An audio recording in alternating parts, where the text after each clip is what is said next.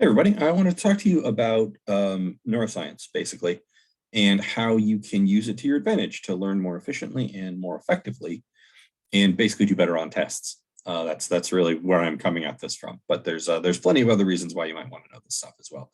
So let me share up the screen and tell you a little bit about neuroscience. So before I start, let me just say that a lot of this information comes from a book called Make It Stick. It's a great book. Like if you're interested in reading, I'll put a link in the description, but the book is fantastic and I cannot recommend it enough. Okay, so here's the basic idea. As you can see, I have obviously drawn a brain here taking a test, and the blue are knowledge lines. So now that I say it, it sounds even more ridiculous than it did in my head. Anyway, the idea here is this. So I want to explain firstly how your brain kind of works, like the basic information storage structure, as well as what we mean by learning and knowledge, because those things are actually really important and they're probably not what you think. So your brain actually works very much like a computer does. It has long-term storage, which is like the hard drive on a computer, and it's got short-term storage, which is like the RAM. And it has a pathway to get information from long-term storage into short-term storage, or vice versa, short to long. Now, you can't directly use the information that's in the long-term storage part of your brain. The trick is that you have to get everything out of there. Now, as far as I know, and this is, by the way, neuroscience is not any kind of settled topic, but from what I know about neuroscience, I believe that the information that you take in over your entire life goes into your brain and stays there, right? As far as I know, there's no mechanism by which it leaves. And you might say, well, I don't know everything I've ever known, right? I don't know what I ate for breakfast 3 years ago or whatever. And it's not that it's not in there, it's that your brain doesn't know how to get at it anymore because it didn't establish enough connections. So the way that your brain gets information from long-term to short-term or short-term to long-term storage is called a neural pathway. It's a literal electrical connection of neurons in your brain. I actually don't know about the physical part of that. So maybe it's not literal. I know that neural pathways are that.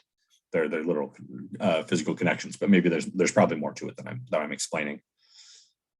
But the basic idea is that the more pathways you have to the information in the long-term storage, the easier it is to retrieve. So in other words, if you know something multiple different ways, it becomes much easier to get it out.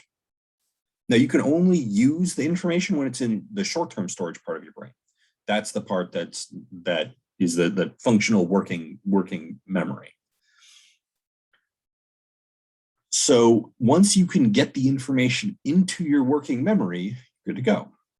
The trick is getting it out. And neural pathways are extremely like they're very analogous to like literal pathways through, say, some woods, where the more you use them, the wider and deeper they get and the easier they are to traverse. Right? If you're the first person trying to walk a path in the woods, it's very hard. But if people use it all the time, there's going to be a nice path and it'll be nice and wide. And there's ways that you can force your brain to like widen that pathway and make it more robust and therefore easier to retrieve information from. So here's when I originally said I want to talk about what learning and knowledge are. Knowledge is not really the information in your brain, it's the ability to get it out.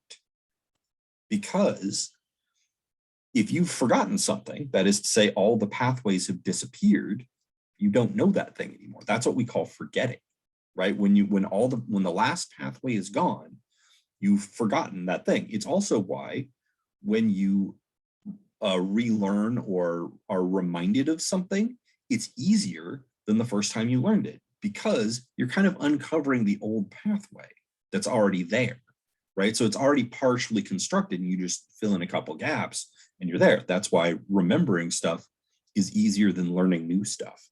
remembering stuff you've forgotten is easier than learning new stuff. So the trick is, for school purposes, right, which is the angle I'm coming at this from, you want to be able to efficiently and effectively get information out of your brain and onto a test, or like, in the future when you're actually using whatever information you're talking about, statistics or otherwise, you want to be able to efficiently get information out of your brain. So the way you want to think of this is the following. The information in your brain, like if you have one narrow pathway that you follow every single time, that will work so long as that's exactly the path that you want, right? So I'm going to draw pictures. I'm sorry, I always think better in pictures. So here's the way I'm thinking about this. You've got knowledge, right? Here's this knowledge blob that you have in your brain. And there's some trees in the way. Is there brown? Yes, it's brown. Great. Tree. And imagine a lot more of these. Right, I'm not going to draw them all right now. I would have had this set up. So tree there, and then trees all over the place, right? Tree, tree, tree, tree, tree. So a wall of trees between you and the knowledge. And if you can find a pathway that goes through them, that's fantastic. Pathway is going to be pink, right? If you can find a way to go in through the woods to the knowledge, that's great. That's exactly what you want to do to retrieve that knowledge. However, what's even better is if you have multiple pathways, right? If you know a bunch of different ways to get to the same thing, they all reinforce each other, right? When you're walking on this pathway up here, if you've walked on these before, things will seem familiar and easier, and it will be clearer which way to go. Similarly, it's also good if each pathway is wider and more robust, right? If you've laid a bunch of pavement down on this pathway, that's great. Like, you'll be able to find that one every time. It'll be hard to forget things. So the more robust you can make each pathway and the more pathways you have, the easier the knowledge will come out of your brain. So the natural question is, how do you make the pathways more robust, and how do you make more of them? So let me go back to my first page. So here is key number one. You want to practice pulling the information from your long-term storage. Now, what that means is you have to go in and get the information out of your brain. And you might say, well, yeah, that's what we call studying, right? Not quite. Because here's the thing. When I say practice pulling the information from storage, it's more about making the pathway more robust than it is beefing up what's already in there. So what that means is, when you have the information in your short-term memory, which short-term memory has a duration of around half an hour. So while you have that information in your short-term memory, you're not actually practicing pulling it out of storage. You're just using what's in your short-term memory. So if you sit there doing the same type of problem over and over and over and over again, maybe you get a little bit better at it, but not much, right? The key is to get the information out of long-term storage, not short-term memory. So what that means is you want to do one or two problems and then stop doing that type of problem and forget. Like this, it sounds like the stupidest thing you can do, but it's absolutely the smartest.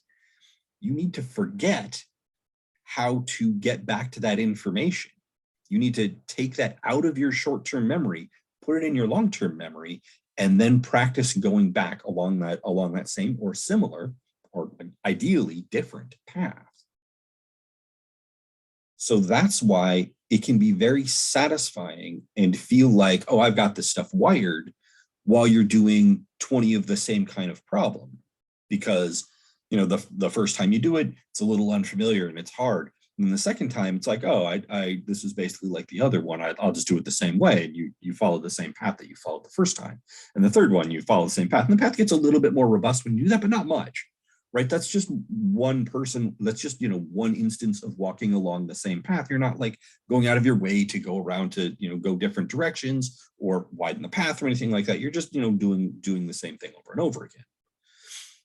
So after the first or second problem, most of the value is gone, unless you then forget. You forget where the path is and you have to re-break it. Because when you do that, you'll go slightly different ways and you'll make slightly different associations. And where you went right around a tree on the path the first time, now you'll go left this time, but it's still roughly the same path. This is how you widen it, right? You're not doing exactly the same thing, you're doing something similar. You can consciously try to widen the path as well by deliberately creating new associations. And one of the things that humans do really well is match up various senses with things that you remember. And I know that sounds ridiculous, but this is true. So for instance, if you always bake cookies while you are studying, baking cookies, like that sensory information will be connected with the information in your brain. Will be connected with, like, let's say the stats information in your brain. And having cookies baking in the background while you take a test will make it easier for you to remember stuff because it'll be more familiar. That connection is there, even if it's a sense that's totally unrelated. And I'm going to talk about this in a learning styles video that I put out after that. I'll shoot after this, but making other connections, consciously making other connections that seem unrelated, and then having those connections present later on when you're trying to recall it actually helps. So the key is to practice frequently, as often as possible, re-break this path, but don't do it for too long, because after the first or second time, let's say the first few times, like if it's a complicated subject, like say statistics, after the first few times, once you've got the basic idea down, most of the value is lost, and you'll get much more benefit by forgetting and then redoing it. Now, one of the things that's really, really important here, that as far as I know, nobody knows why it's important. Significant rest between learning and trying to recall something is very helpful for making your neural pathways more robust, including and especially sleeping. So if you learn something, so let's say, here's how you can put this into practice. Let's say you're in class or you're watching one of my videos. You learn something, you understand it, right? You figure it out, you do a problem or two, and then you forget, like you don't do any more of it that day. You come back to it the next day.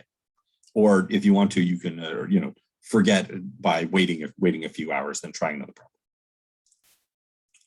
So the key is to force your brain to practice breaking that path back to the knowledge so that you can get it out of your brain relatively easily. And the key to doing that is forgetting, sleeping, resting, all that stuff. Practicing frequently, not long. Like, you don't want to study for a long time, because if you're just doing the same stuff over and over, it never leaves short-term memory, and so you never have to re-break that path. So some bad ideas that are, well, I don't want to say bad, but like, they're not efficient, right? None of these things are actually going to hurt your ability to recall information, but it's not good uses of your time. That's really what I want to say here. Using the same neural pathway repeatedly, which is to say, doing the exact same problem over and over again. This is why something like, if you're in an algebra class, doing factoring problems for like hours on end, it's not that great. You only learn like 3 or 4 ways to factor things in algebra. So you doing the same 3 or 4 things over and over again, not that great. It feels satisfying because you get really good at it by, the second or third one. But it's precisely like, you're good at it because that neural pathway is not being used. You've gone in there, gotten the information out, and you're just accessing it from your short-term memory, which is easy. That's why it feels good, is because it's easy. You're getting success after success, no problem. And then the next day when the test is, that neural pathway, like, you have to go re-break that pathway. So getting good at something once, or getting really good at something once, actually isn't nearly as good as being kind of bad at it a bunch of times, because you have to do the pathway over and over. By the third or fourth time you go along that, you have to rewrite that path. It's huge and robust, and you can get back there anytime you want. Whereas if you just leave the information in your short-term memory and try and use it from there, it feels easy, but it won't be easy when you need it. Along the same lines, cram sessions are bad because cram sessions usually don't involve many breaks. Usually what you're doing is you're just reading and reading and reading and taking in information. And what that'll do is it'll put a lot of information into your long-term memory. Like, it'll go into your short-term memory for a while, and then it'll go into your long-term memory. It will go into your long-term memory. The question is, can you get it back out? And if what you did was you shoveled some stuff into your long-term memory and then immediately went and got more stuff and put that into your long-term memory, and then went and got more stuff and put that into your long-term memory, and never practiced finding the pathway back there, it all goes into your long-term memory and gets lost. So the key is having good neural pathways, good robust neural pathways to get to the information you've put in, not trying to put lots of information in. So along those same lines, don't overload or overwork your brain. It's not so much the overloading or overworking that's a problem. It's that you're not giving your brain an opportunity to forget. Let the pathway grow over a little bit, and then you go refind it again. Right? That's not helpful to do lots of stuff. I guess this is basically the same thing as a cram session here. And then another thing that is a practical thing is observing rather than doing. So this is why homework is so important, by the way. It's why you can't just watch videos and remember how to do everything and then do it on a test. You actually have to do stuff, because you're all those other connections from doing things, from actually doing the problems, will cause you to make more connections, make your pathways better. Just watching isn't enough. Just watching takes in information, kind of sticks it in your brain, and then you never have to go get it again. And it's the same thing as cramming, essentially. So here's some strategies you can use to study better with this in mind. Deliberately use different methods to solve similar problems. I try to force you to do this on homeworks. This is why I have so many weird problems, like count these squares, count the number of squares to estimate the area, or explain this concept rather than doing a problem, or do this problem backwards, right? Where I give you sort of the end result and say, now reconstruct the problem. Like here are the probabilities, now make the table, rather than here's a table, make the probabilities. All those things are doing this. All those things are forcing you to do different paths. It's more like this even, right? So one time I'll tell you, okay, go this way along the path. And then the next time I'll say, okay, now come back out the other direction, right? We're gonna start from over here and now come back out the other direction to force you to make another path, right? You're not going to use the same exact path out that you used when you went in, because you took in different information. That's why I do all those weird problems. It's also why I don't have a ton of the same type of problems on the homework, and instead have a variety of different and kind of difficult seeming problems. It's also why if you come to my office hours frequently, what you'll find is that a problem that was really giving you difficulty, you'll come to office hours and I'll explain something and it'll be easy. And this sometimes makes people feel dumb, and it shouldn't, because what I'm doing there is, so I'm sort of giving you a map for the pathway, right? Like, you tell me I'm stuck, I'm lost in the woods, I don't know how to get towards the knowledge, I don't even know which direction I'm pointing anymore.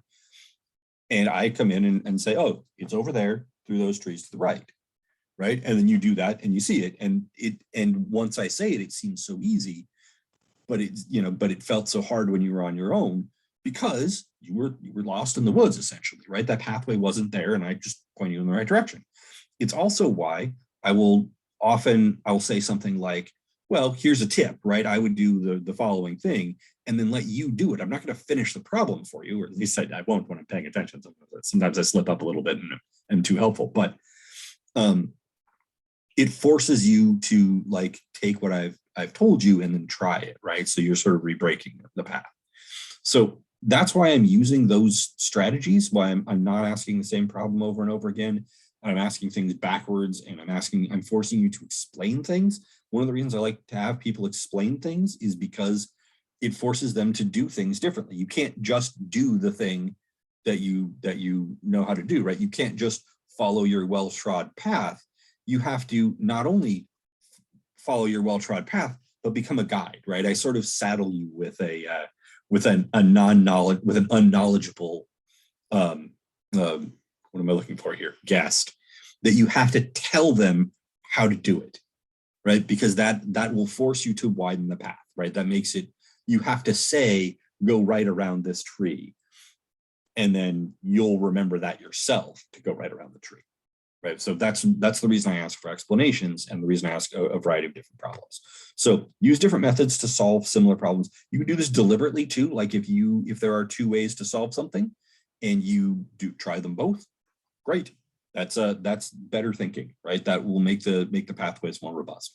Do a variety of problems. Don't do the same ones over and over, because one thing that I didn't really point out here is the end result over here is like this, right? So you're coming at it from different places is the idea. You don't want, like, this pathway over here doesn't work the same as this pathway over here.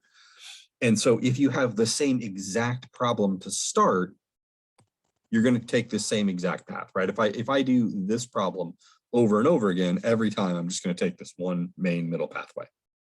If I do really similar problems that require the same knowledge, or the same or very similar knowledge, but that aren't the same problem, that require different kinds of thinking, like I start from here, well, maybe you can get to this pathway, and that, that beefs up this pathway a little bit, or that beefs up your main pathway a little bit. Or maybe you'll get a little ways in and realize, oh, there's another way I can go. And that will give you a new path. So if you do the same problems over and over, this one path gets really well worn and very robust. But if you have to do a different kind of problem, right, as long as the problems all start right here, that's great. But if it starts over here, you're lost, right? Because you don't actually know how to get to this path from here unless you've done it before. So do a variety of different problems, testing the same concepts, using the similar knowledge, but in different ways. And doing all of that, sort of working around the main strategy, will make your main pathway back there better.